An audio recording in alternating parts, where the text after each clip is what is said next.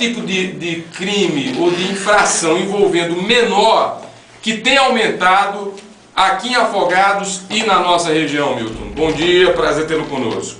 Bom dia, Deus Júnior, bom dia, Monsenhor João Carlos, bom dia, ouvintes da Rádio Pajeú, Tito, Juliana, Michele, enfim, todos. Percebemos em Afogados da Ingazeira, como sou conselheiro dessa cidade, a infração maior que temos em relação a menores é a questão de furto.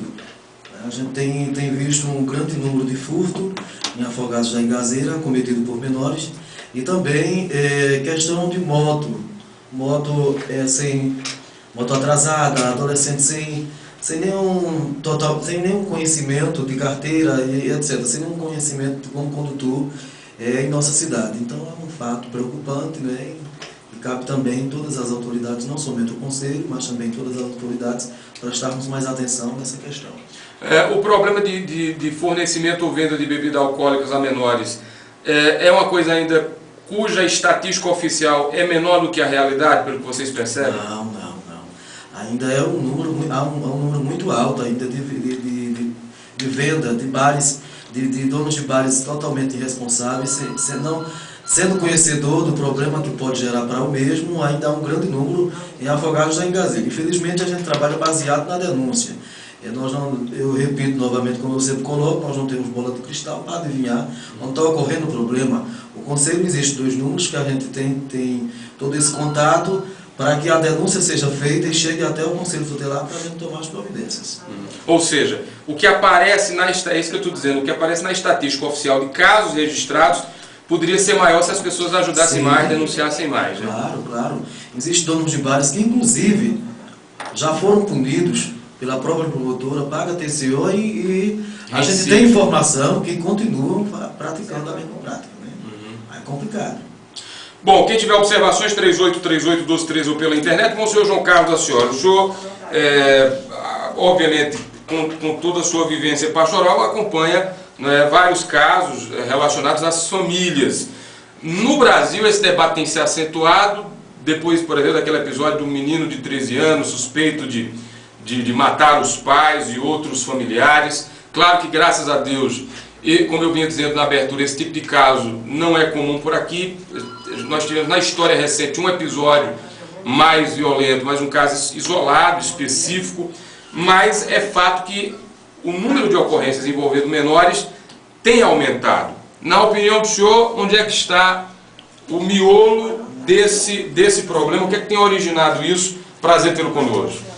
Bom dia, ouvintes da Rádio Pajeú da Educação Popular. Bom dia, Nil Júnior, o membro aqui do Conselho Milton, do Conselho Tutelar da Criança e do Adolescente, Tito e Michele, também Joselita, que deu o bom dia inicial.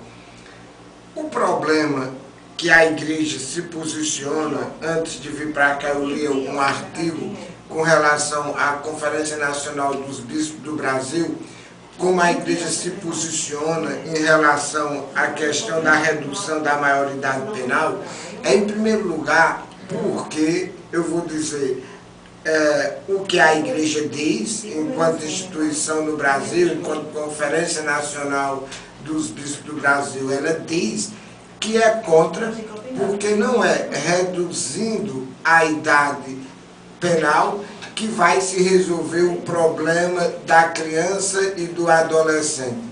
Também ela deixa bem claro que o que é necessário no Brasil é investir em políticas públicas para que a criança e o adolescente tenham espaço de lazer, de estudo, de uma atividade profissional, quer dizer que já não pode trabalhar nessa idade, mas que tenha alguma atividade. Isso é o que a igreja diz no Brasil e eu concordo também, claro, por ser membro da igreja, como cristão, como batizado, concordo piamente com essa posição. Mas quem está me ouvindo pode pensar assim, quer dizer que é contra trabalhar, mas não é contra roubar. Então se bota sempre no extremo.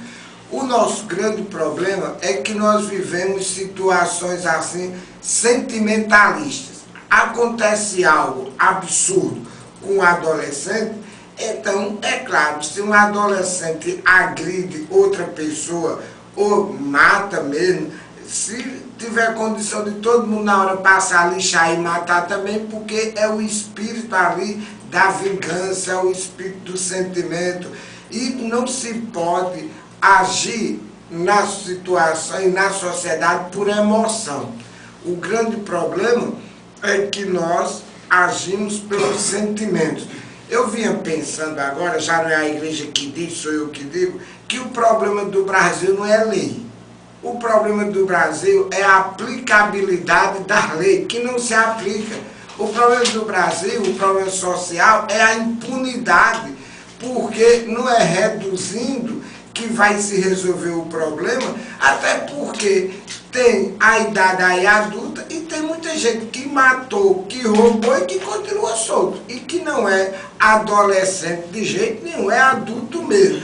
Então, onde estão os adultos que roubaram, que mataram e onde estão na cadeia? Onde estão os adultos do mensalão? Não é? Então, todos soltos, e diz que é tanto recurso que daqui para lá morre e não termina o recurso. Então, o problema, isso bota para a sociedade resolver como se, matou, morreu. Então, essa questão do menor que é ruim, que é infrator, o problema não é esse, porque tem adultos do mesmo jeito que estão soltos. Então a questão não é a redução que vai resolver o problema. Outro problema seríssimo são as condições dadas à polícia. São as condições dadas à polícia civil, as condições de ambiente de trabalho, de infraestrutura, de condições técnicas, como já foi colocado aqui várias vezes. Então, esse debate ou esse tema, ele não pode ser isolado das outras coisas. Agora, tem uma causa principal, que nem Estatuto da Criança e do Adolescente resolve, nem lei diminuindo resolve.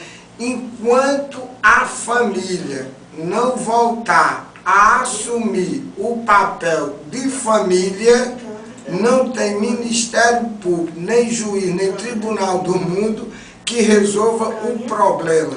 A falta de autoridade dos pais, a falta de autoridade das mães, a falta de respeito na família é uma coisa assim absurda.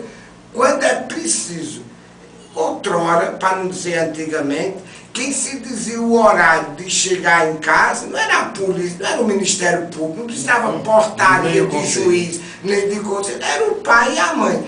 Mas hoje não tem mais pai e mãe? Tem. Pode não estarem assumindo o papel de pai e de mãe, mas a educação começa em casa.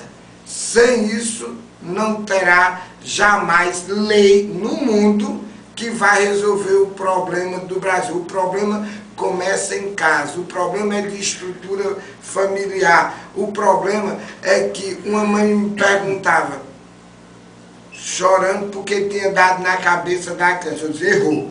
Deu na cabeça da criança, errou. E cabeça não é lugar de apanhar. Agora, na bunda nunca foi pecado nem errado. Não é? Então é a parte mais absurda. Essa lei das palmadas, é um absurdo. Porque agora já estão inventando outro, que não é mais lei, é impor limites. Como é que se impõe limites sem autoridade? Então, a questão de educar é uma questão familiar. Então, o papel primeiro é da família, a autoridade primeira é do pai e da mãe. Se não tiver pai, tem mãe, se não tiver mãe, tem pai, se não tiver nem pai nem mãe, deve ter um tio, deve ter alguém responsável por essa criança ou por adolescente. Então, essa educação familiar que está desgastada, então nós, graças a Deus, eu digo graças a Deus no sentido, já estamos colhendo os frutos. Nós